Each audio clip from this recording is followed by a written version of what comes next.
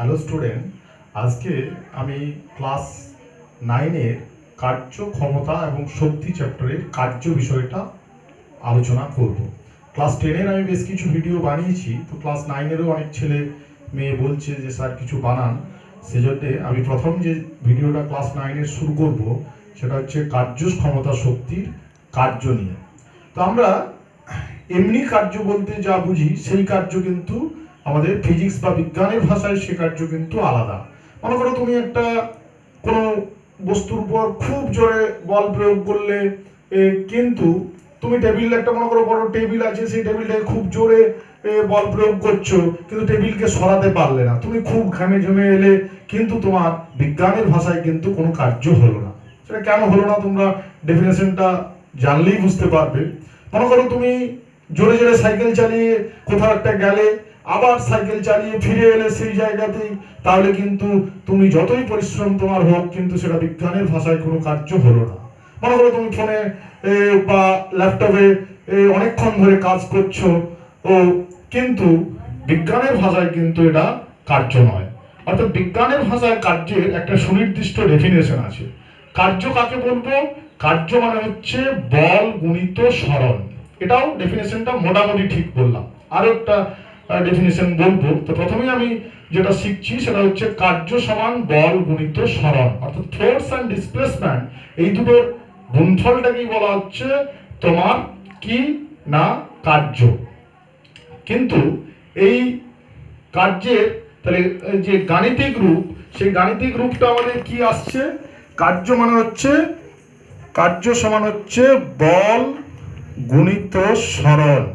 বলকে আমরা সাধারণত যদি এফ দিয়ে প্রকাশ করি, কার্যকে ওয়ার্ক দিয়ে প্রকাশ করি, তাহলে বলকে এফ এবং সরণকে ডি দিয়ে প্রকাশ করি, তাহলে কার্য ডাব্লিউ সমান হচ্ছে এফ ইন্টু ডি। তো এই যে W equal to F into D, এটা হচ্ছে মোটামুটি ডেফিনেশন। সব থেকে ভালো যে ডেফিনেশনটা হবে সেটা আমি পরে আলোচনা করছি, একটু ম্যাথমেটিক্যাল টার্ম প্রয়োজন হবে সেখানে। যে কার্য সমান হচ্ছে বল গুণিত সরণ। তাহলে আমি যখন একটা বস্তুকে জোরে মনে করো, একটা দেওয়ালকে আমি যত জোরে খুশি তুমি মনে করো ফোর্স লাগাচ্ছ, খুব ঘামছো, কিন্তু দেওয়ালের সরণ ঘটলো না, তার মানে কি? তোমার কার্য হলো না। কারণ সরণটা যদি শূন্য হয়, তাহলে কি হচ্ছে যে ডাব্লিউ তুমি যতই ফোর্স লাগাও, তাহলে সামথিং জিরো দিয়ে গুণ করা যদি হয়, তাহলে তোমার বল যতই প্রয়োগ হোক, যদি ডিসপ্লেসমেন্ট জিরো হয়, তো সরণ জিরো হয়, তাহলে তোমার কি হচ্ছে? কার্যটা শূন্য হচ্ছে। অর্থাৎ বিজ্ঞানের ভাষায় কিন্তু তখন কোনো কার্য হচ্ছে না। এরপরে আমি আরেকটা জিনিস তোমাদের বলেছিলাম, দেখো, যে যখন আমরা জোরে জোরে সাইকেল চালিয়ে গেলাম, আবার পূর্বের অবস্থায় ফিরে এলাম, আমরা কি জানি? যে সরল মানে হচ্ছে প্রাথমিক এবং অন্তিম অবস্থানের মধ্যে যে সরল রৈখিক দূরত্ব। তাহলে আমি গেলাম, আবার পূর্বের অবস্থানেই যখন ফিরে এলাম, তাহলে আমার সরল কত হলো? শূন্য। তাহলে এখানেও কিন্তু কৃতকার্য শূন্য। কিন্তু কিছু কিছু জায়গায় এক্সপ্লেনেশন কিন্তু এই শুধুমাত্র কার্য সমান বল গুণিত সরণ জানলে আমরা কিন্তু সমস্ত রকম এক্সপ্লেনেশন করতে পারবো না। কোন কোন জায়গায় পারবো আর কোনখানে পারবো না সেটা তোমাদের আগে বলি। শুধু কার্য সমান বল গুণিত সরণ জানলে কখন হবে? যদি মনে করো বল যেদিকে প্রয়োগ করা হচ্ছে সেদিকেই যদি সরণ ঘটে, অর্থাৎ তখন কি হবে না, কার্যটা তুমি যদি বল গুণিত সরণ এটাই আসবে, অর্থাৎ ওয়ার্ক ইকুয়াল টু ডাব্লিউ ও into D, F into D এর যে মান সেটাই হচ্ছে কৃতকার্য। কিন্তু যদি মনে করো এরকম একটা জায়গা থাকে, এরকম একটা, দেখো ছেলের খেলনা গাড়ির সাহায্যে তোমাদের বুঝাচ্ছি। দেখো আমি বল আর সরণ কিন্তু একই দিকে হচ্ছে না। বল আমার কোন দিকে হচ্ছে? বলটা দেখো ও কোন দিকে হচ্ছে? বলটা এই বরাবর দেখো বলটা হচ্ছে, এই বরাবর বল প্রয়োগ করছি, কিন্তু সরণটা কোন দিকে হচ্ছে? ভূমি বরাবর হচ্ছে, অনুভূমিক বরাবর সরণ হচ্ছে। কিন্তু ফোর্সের সাথে সরণের কি হচ্ছে? এটা অ্যাঙ্গেল হচ্ছে। যদি তোমাদেরকে আমি দেখাই, এইটা দেখো একটা অ্যাঙ্গেল, এটার মধ্যে একটা অ্যাঙ্গেল কিন্তু বর্তমান, অর্থাৎ ফোর্স এবং ডিসপ্লেসমেন্টের মধ্যে একটা অ্যাঙ্গেল আছে। ফোর্সটা আমার এই দিকে কাজ করছে। অর্থাৎ যদি আমরা দেখাই যে মনে করো আমি এটা মনে করো একটা গাড়ি, তাহলে এই দিক দিয়ে সুতো দিয়ে টানছিলাম, আর সরণটা কোন দিকে হচ্ছিল? এই দিকে। এই দিকে আমার সরণ হচ্ছিল, আর এই দিকে কি হচ্ছে না বল প্রয়োগ হচ্ছে, ফোর্সটা এইদিকে আছে, ডিসপ্লেসমেন্ট সরণ এইদিকে হচ্ছে।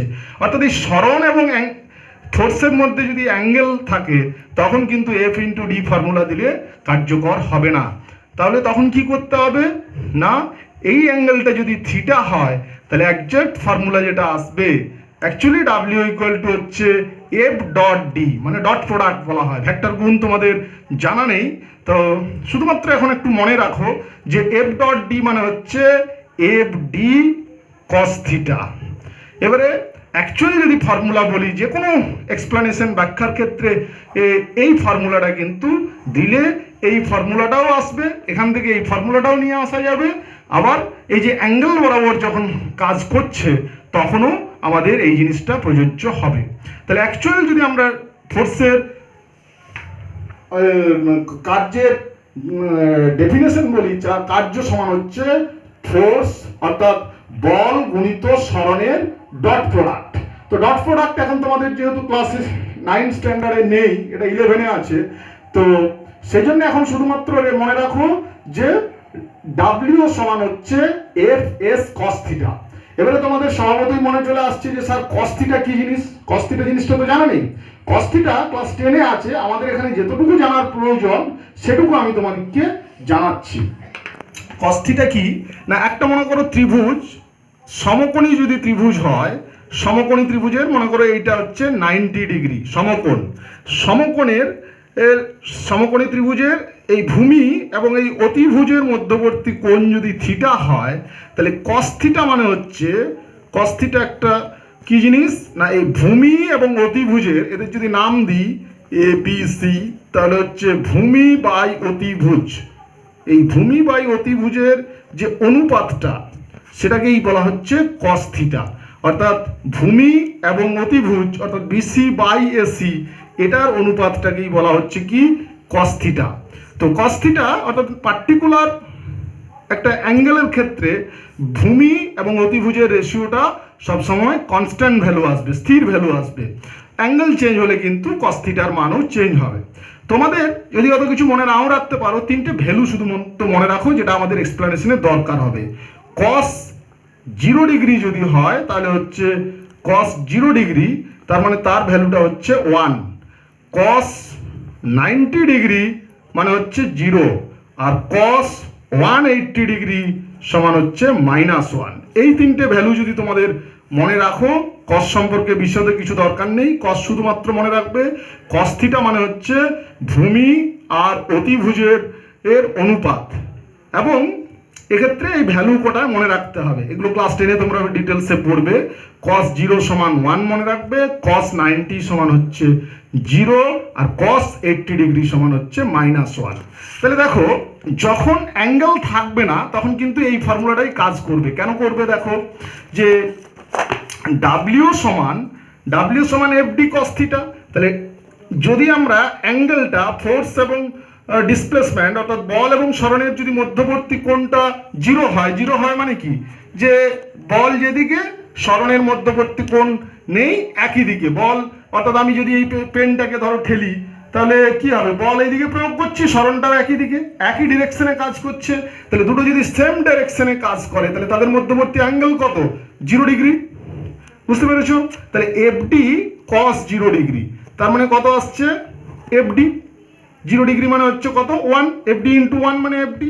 তাহলে যখন বল এবং সরণের মধ্যে কোনো অ্যাঙ্গেল থাকবে না তখন কিন্তু আমরা বলতে পারি কৃতকার্য সমান বল গুণিত সরণ।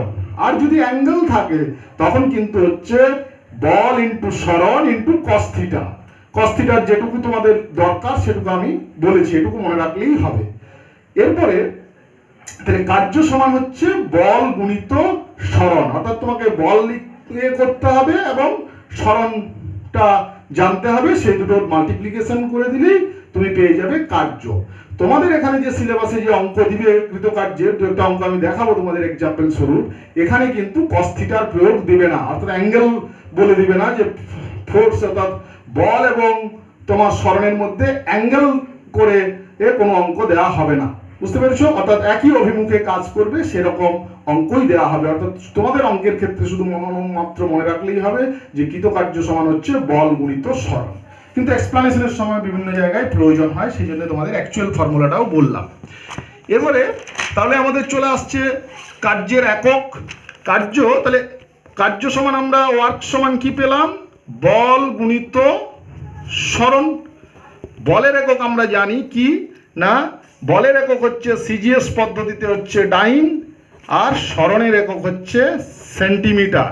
তাহলে সিজিএস পদ্ধতিতে কার্যের একক হচ্ছে ডাইন ইন্টু সেন্টিমিটার, যেটাকে বলা হয় আর্ক, এটাকে বলা হচ্ছে আর্ক। এরপরে এমকেএস বা এসআই পদ্ধতিতে কি হবে, তাহলে আমরা কার্য সমান জানি সেই একই জিনিস, বল গুণিত সরণ।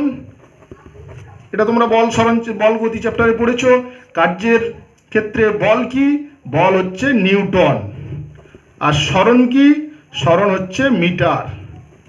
তাহলে নিউটন মিটার মানে হচ্ছে জুল, এটাকে বলা হচ্ছে জুল। এখানে অনেক সময় পরীক্ষাতে আমাদের থাকে যে জুল, এক জুল, তাহলে কার্য বলতে কি বুঝবো, এটা তো কার্য। তাহলে কোনো বস্তুর উপর যদি আমি এক ডাইন বল প্রয়োগ করি আর বস্তুটার সরণ যদি 1 সেন্টিমিটার হয়, তবে সেই বলটাকে সেই কার্যটাকে আমরা কি বলবো, এক আর্ক কার্য।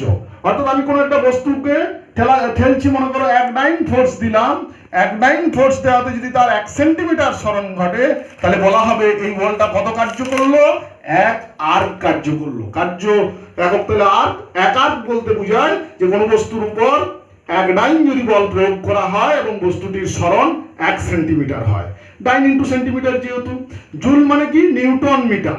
তার মানে এখানে তুমি যদি কোনো বস্তুর উপর 1 নিউটন বল প্রয়োগ করো এবং বস্তুটার সরণ যদি 1 মিটার হয়, তাহলে বলা হবে যে পরিমাণ কার্য হলো সেটা কত কার্য, 1 জুল কার্য। তাহলে আশা করি এটা বুঝতে পেরেছো। এরপরে আমাদের যেটা আসে সেটা হচ্ছে জুল ও আর্গের সম্পর্ক। তাহলে এখনই আমরা দেখলাম যে 1 জুল সমান এসআই পদ্ধতিতে কার্যের একক, তো এটা কার্য সমান, ঠিক আছে, কার্যের একক জুল। 1 জুল সমান কি পেয়েছি, 1 নিউটন গুণিত 1 মিটার। তাহলে এটাকে আমাকে কিসে নিয়ে যেতে হবে, ডাইন সেন্টিমিটারে। তাহলে 1 নিউটন সমান তোমরা নিশ্চয়ই জানো বলেতে, আমি সবাই পড়িয়েছে বল গতিতে 10 to the power 5 dine, R 1 metre সমান কত, 100 সেন্টিমিটার।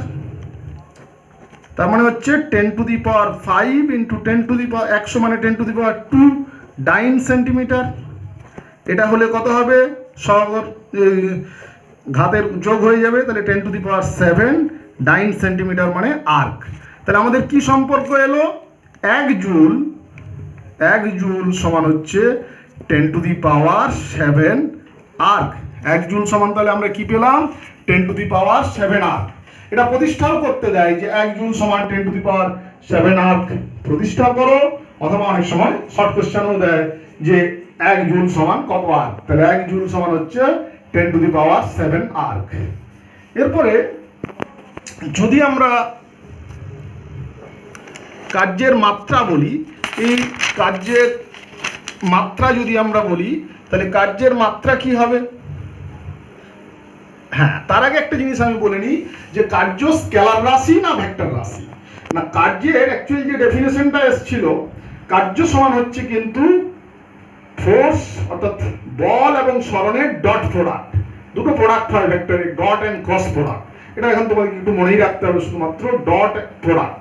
তাহলে যে কোনো রাশির যদি সে ভেক্টর রাশির দুটো ডট প্রোডাক্ট হয়, ডট প্রোডাক্টের ফলে যে গুণফলটা আসে, সেই গুণফলটা কিন্তু সবসময় স্কেলার কোয়ান্টিটি হয়, অর্থাৎ স্কেলার রাশি হয়। তাহলে বল তোমার হচ্ছে ভেক্টর রাশি, সরণ হচ্ছে ভেক্টর রাশি, কিন্তু কার্য কি হবে, কার্য নিজে স্কেলার রাশি। এবারে যদি কেন স্কেলার রাশি, অর্থাৎ কার্য করলাম আমি যতটা তার উপরেই নির্ভর করছে, অর্থাৎ কার্যের কোনো নির্দিষ্ট দিক নেই, অর্থাৎ কার্য হচ্ছে তোমার শুধুমাত্র মান আছে, এর কিন্তু কোনো দিক নেই, সেই জন্য কার্য কিন্তু হচ্ছে স্কেলার রাশি। তাহলে কার্যের মাত্রা কি হবে, কার্য সমান হচ্ছে বল ইন্টু সরণ। তাহলে বলের মাত্রা ইন্টু সরণের মাত্রা। বল সমান আবার কি জানি আমরা, ভর ইন্টু ত্বরণ ইন্টু সরণ। আবার ত্বরণ সমান কি, দূরত্ব বাই সময় স্কয়ার। তাহলে মাত্রা কি আসছে, ভর মানে এম দূরত্ব মানে এল, সময় মানে টি স্কোয়ার, আর এটা হচ্ছে এল, তার মানে M L square by T square, বা লিখতে পারো M L square T to the power -2। এটা হচ্ছে তোমার কিসের কার্যের মাত্রা।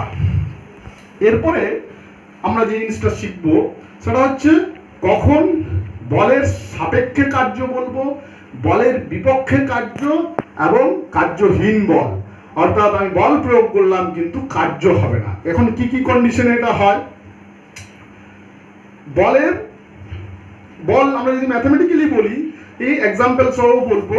প্রথমে ভাষাগতভাবে বললে, যদি আমি বল যেদিকে প্রয়োগ করলাম, প্রয়োগ বিন্দুর সরণ যদি সেদিকে ঘটে, তাহলে প্রযুক্ত বলকে কি বলা হবে? যে কার্য করবে প্রযুক্ত বলটা, সেই কার্যটাকে বলা হবে ধনাত্মক কার্য বা পজিটিভ কার্য। অর্থাৎ যদি আমি যেদিকে বল প্রয়োগ করছি সেদিকেই সরণ ঘটে। আবার মোর অ্যাকুরেটলি ম্যাথমেটিক্যালি বললে কি হবে না, বলের কোনো বস্তুর উপর বল প্রযুক্ত হলে যদি বলের প্রয়োগ বিন্দুর সরণ এবং প্রযুক্ত বলের অভিমুখ একই দিকে হয়, তবে সম্পাদিত কার্যকে বলের পক্ষে কার্য বলা হয়। অর্থাৎ একটা বস্তু আছে, এই বস্তুকে তুমি এইদিকে বল প্রয়োগ করছো, সরণটাও এইদিকে ঘটছে, তাহলে কিন্তু প্রযুক্ত বল হচ্ছে তোমার ধনাত্মক বা পজিটিভ, বলের পক্ষে কার্য। এবারে তুমি ওই রকম যদি বলে দড়ি দিয়ে টানছো, মনে করো সরণের দিকে হচ্ছে, এই কার্যটাও কিন্তু ধনাত্মক কার্য হবে।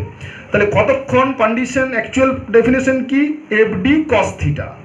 তাহলে থিটার 0 ডিগ্রির মান কত? 0 ডিগ্রির মান বলা হয়েছে, কস 0 ডিগ্রির মান হচ্ছে 1, আর কস 90 ডিগ্রির মান কত? 0। তাহলে আপ টু যদি 90 ডিগ্রি অ্যাঙ্গেল পর্যন্ত কোনো বল এবং সরণের মধ্যে কার্য থাকে, তখন সেই কার্যটাকে কি বলা হবে? ধনাত্মক কার্য। অর্থাৎ থিটা বল যদি পরস্পর যদি 90 ডিগ্রিতে পর্যন্ত, 90 ডিগ্রিতে 0 হয়ে যাবে যদিও, তার মানে ততক্ষণ ধনাত্মকই থাকছে। অর্থাৎ তারপরে যদি অ্যাঙ্গেলে বল এবং সরণের অ্যাঙ্গেল হয়, তখন কি হবে? ঋণাত্মক কার্য হবে। তো এমনিতে আমরা বলতে পারি ডেফিনেশন অনুযায়ী যে বল যেদিকে প্রযুক্ত হবে সেদিকেই যদি কার্যটা হয়, অর্থাৎ সরণটা হয়, তাহলে সেই কার্যটাকে কি বলবো আমরা? ধনাত্মক কার্য বা বলের পক্ষে কার্য। ধরো একটা বস্তুকে আমি উপর থেকে ছুড়ে দিলাম, তাহলে সে অভিকর্ষ বলে কিসের প্রভাবে কোথায় পড়বে? নিচের দিকে পড়বে। অভিকর্ষ বল সবসময় কি কোন দিকে কাজ করে? পৃথিবীর কেন্দ্রের দিকে।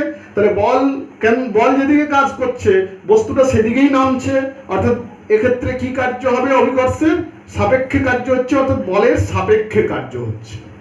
এরপরে মনে করো একটা কোনো বস্তু আছে, কোনো ইট আছে বা কোনো আছে, আমি ওকে গড়িয়ে নিয়ে যাচ্ছি, মনে করো যেদিকে বল প্রয়োগ করছি সেদিকেই যদি যাচ্ছে, তখন সেই কার্যটা কি হবে?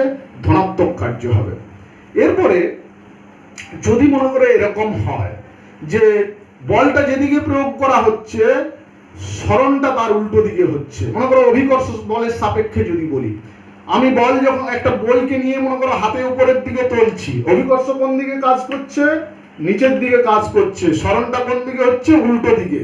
তাহলে এখানে কি হবে? বলের বিপক্ষে কার্য। অর্থাৎ যদি ম্যাথমেটিক্যালি বললে, যখন থিটা গ্রেটার দেন 90 ডিগ্রি, অর্থাৎ 90 ডিগ্রি থেকে, যখন থিটাটা 90 ডিগ্রি থেকে 180 ডিগ্রি, তখন কিন্তু ঋণাত্মক। অর্থাৎ আমার যখন বলটা উপর দিকে উঠছে কিন্তু সরণটা এইদিকে হচ্ছে, তখন মধ্যবর্তী অ্যাঙ্গেল কত? 180 ডিগ্রি। তাহলে W equal to F D cos theta, theta মানে 180 ডিগ্রি। তাহলে এফ ডি, এটা -1 ভ্যালু আমাদের বলেছি, তাহলে -FD। তাহলে কার্যটা কি আসছে? নেগেটিভ ভ্যালু আসছে, অতএব এটা ঋণাত্মক কার্য। যদি ম্যাথমেটিক্যালি বুঝতে একটু অসুবিধা হয়, হওয়ার কথা না যদিও, তাহলে শুধুমাত্র এইভাবে মনে রাখো যে যেদিকে বল যেদিকে আমি প্রয়োগ করছি, সরণ যদি তার উল্টো দিকে হয়। মনে করো আমি দুটো ধনাত্মক এবং ঋণাত্মক কার্য একসাথে বোঝাচ্ছি। মনে করো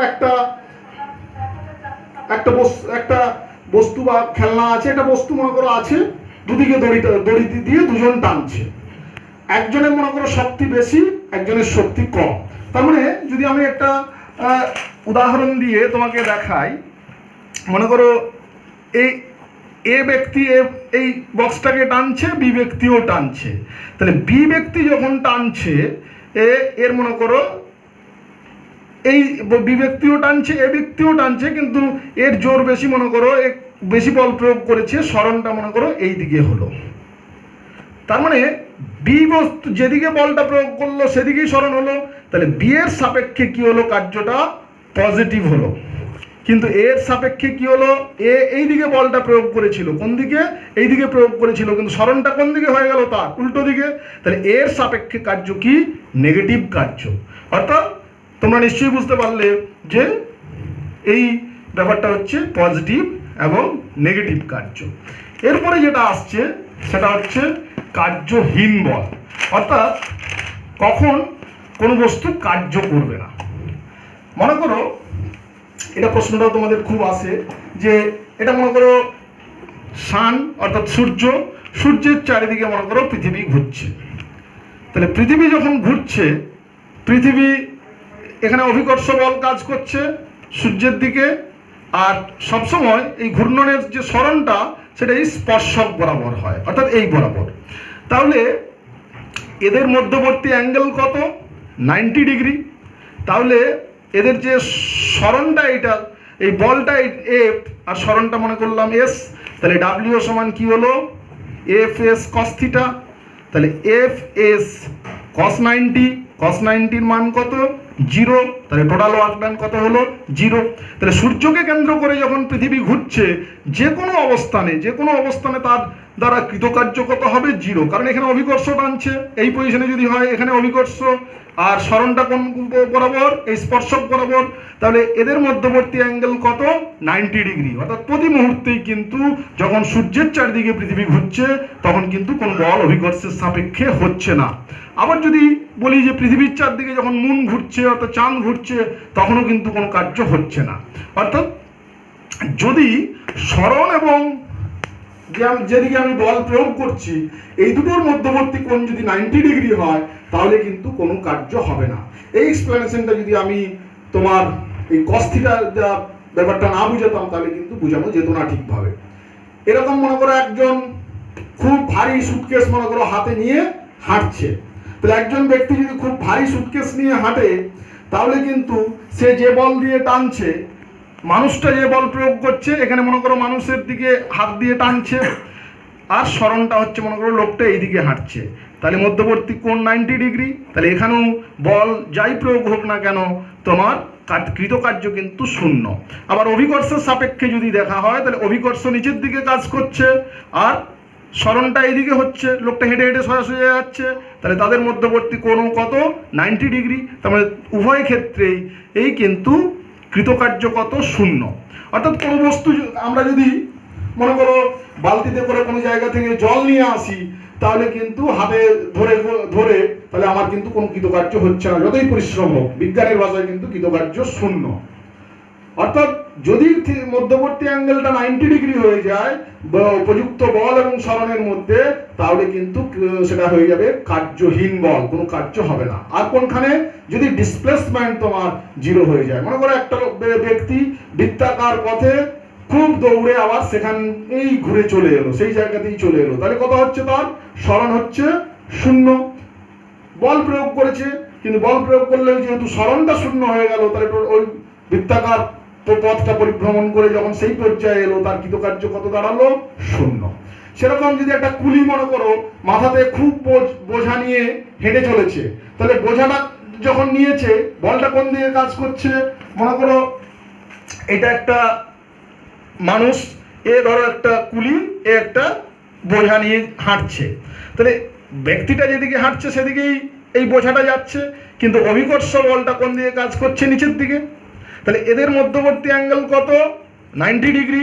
তাহলে যাই বল প্রয়োগ করুক, যদি ফোর্স এফ প্রয়োগ করছে, ডিস্টেন্স ডি প্রয়োগ করছে, তাহলে কৃতকার্য সমান কত, এফ ডি কস 90 ডিগ্রি।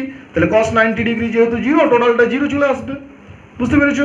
তাহলে এক্ষেত্রে কিন্তু বল কোনো কার্য করবে না। এরপরে দু একটা অঙ্ক বলি আমি তোমাদেরকে।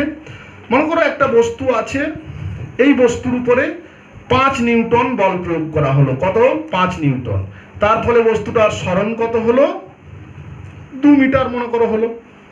2 মিটার সরণ হয়েছে, অর্থাৎ 5 নিউটন বল প্রয়োগ করার ফলে এই বস্তুটা কত দূর এলো না, 2 মিটার পথ অতিক্রম করে এসেছে। তাহলে কৃতকার্য কত হবে না, কৃতকার্য হচ্ছে তোমার এফ ডি। আমরা যেহেতু অ্যাঙ্গেল নেই, অ্যাঙ্গেল 0, তাহলে আর অ্যাঙ্গেল দেওয়া তোমাদের অঙ্ক থাকবেও না বললাম। তাহলে ডাব্লিউ ইকুয়াল টু এফডি বসিয়ে দিই শুধু। এফডি হচ্ছে 5 নিউটন আর সরণ হচ্ছে 2, তাহলে কত আসবে 10 নিউটন মিটার। নিউটন মিটার মানেই জুল, 10 জুল তাহলে অ্যান্সার হবে। সেরকম মনে করো একটা বস্তু আছে, এই বস্তুকে যদি তুমি দেখা গেল যে 3 নিউটন বল প্রয়োগ করলে তাতে তোমার সরণ যেটা হলো, বস্তুটা এখানে এলো, তাহলে এখান থেকে এখানে সরে এলো, তার সরণ হলো মনে করো 3 সেন্টিমিটার। কত? 3 সেন্টিমিটার। তখন কৃতকার্য কত হবে? কৃতকার্য ডাব্লিউ সমান তাহলে কত হচ্ছে বল ইন্টু সরণ। কিন্তু এখানে দেখো একটা নিউটনে আছে, একটা সিজিএসে আছে, তখন কিন্তু তোমাকে দুটোতেই হয় এটাকেও সিজিএস আছে এটাকেও সিজিএসে নিয়ে যেতে হবে, বা এটাকে এসআই নিয়ে যেতে হবে। তাহলে সেন্টিমিটারকে মনে করো আমরা মিটারে নিয়ে গেলাম, তাহলে 3 সেন্টিমিটার সমান কত আসবে? 3/100 মিটার। মিটার ডেসি সেন্টি 100 দিয়ে ভাগ, তাহলে 0.03 কিন্তু মিটার এলো। তাহলে ডাব্লিউ সমান 3 ইন্টু 0.03 এত নিউটন মিটার হবে, তার মানে জুল, তার মানে 0.09 জুল কৃতকার্য হলো। অর্থাৎ এইভাবে আমরা কৃতকার্য করতে পারবো।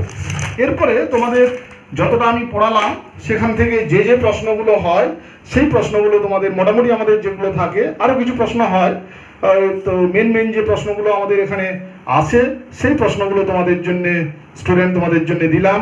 তোমরা এগুলো বাড়িতে প্র্যাকটিস করবে, লিখে প্র্যাকটিস করবে। আশা করি তোমাদের সব প্রশ্নগুলোরই এখান থেকে সুরাহা হবে, যেখান থেকে আমি যেভাবে বুঝালাম।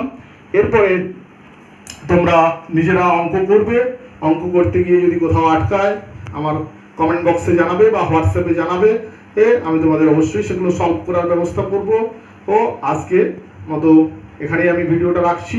এই কার্য পর্যন্তই তোমাদের পড়ালাম। পরের দিন আমরা ক্ষমতা এবং শক্তি নিয়ে আলোচনা করব। ধীরে ধীরে আমরা এই চ্যাপ্টারটাতে এগোতে থাকবো। ও আজকে এতদূরই তোমরা পড়াশোনা করো, ভালো থেকো, ভালো করে পড়াশোনা সবাই করতে থাকো, বাড়িতে থাকো।